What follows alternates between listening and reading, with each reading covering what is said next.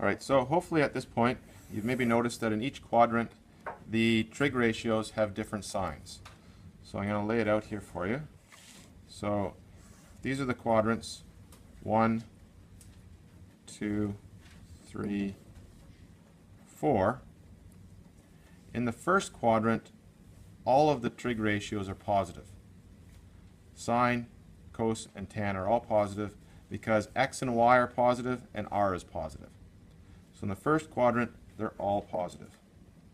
In the second quadrant, x is negative, but y is positive. So when we look at the trig ratios, okay, the ones that have an x in it will be negative.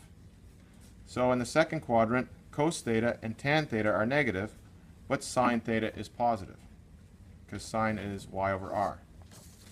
So I'm just putting an S here for sine.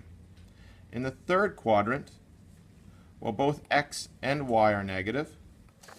Okay? So sine theta is going to be negative, cos theta is going to be negative, but tan theta is y over x, so the negatives will cancel out and be positive. So in the third quadrant, tan theta will be positive. So I'm going to put a t there because that's where that's positive. In the last quadrant, x is positive, but y is negative. Okay? So sine theta will be negative, and tan theta will be negative in the last quadrant, but x is positive, so cos theta will be positive.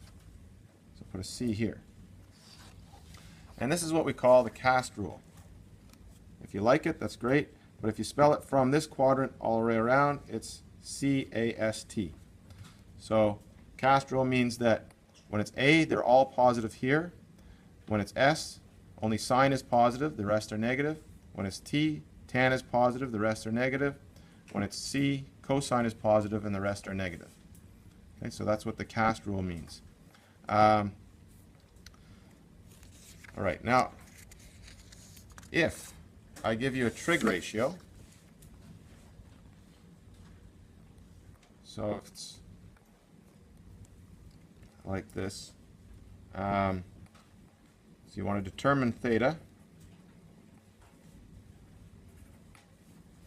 okay, when cos theta equals 0.3.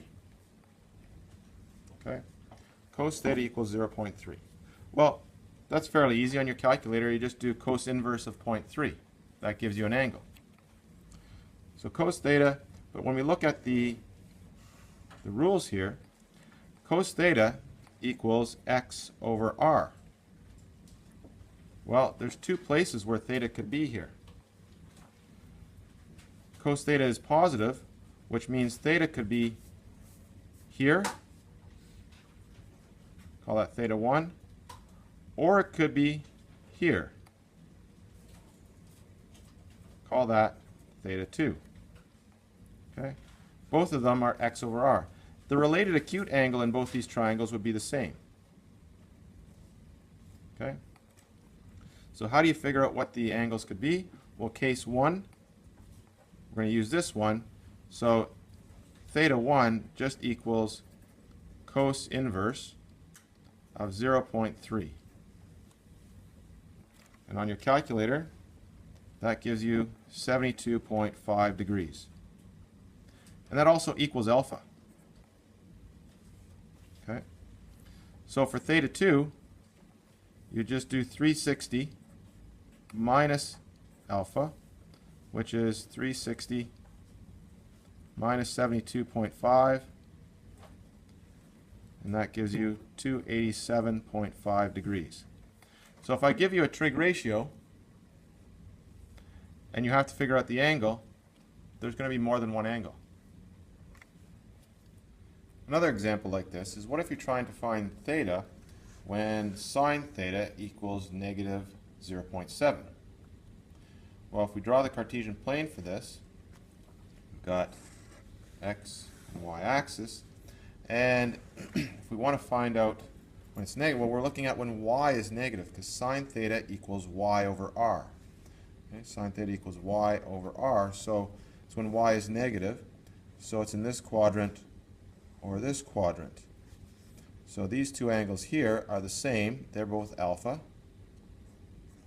Okay. And if we look at the two angles from the positive x-axis, well, we've got this angle here. We can call that theta 1. And then we're way out here for this angle, call that theta 2. So first of all, we want to find alpha. So to find alpha, well, we're just looking at it as if it's just this triangle here. So really, we just make this a positive. So when you're finding alpha, you're just making the trig ratio positive. So just get rid of the negative sign.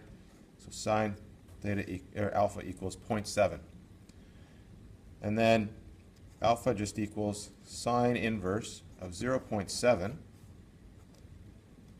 And if you did that on your calculator, you get approximately 44.4 degrees. Okay? So if that's alpha, then theta 1 is 180 plus alpha.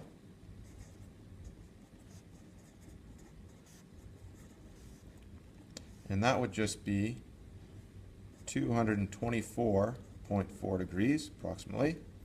And theta 2 is going to be 360 minus alpha,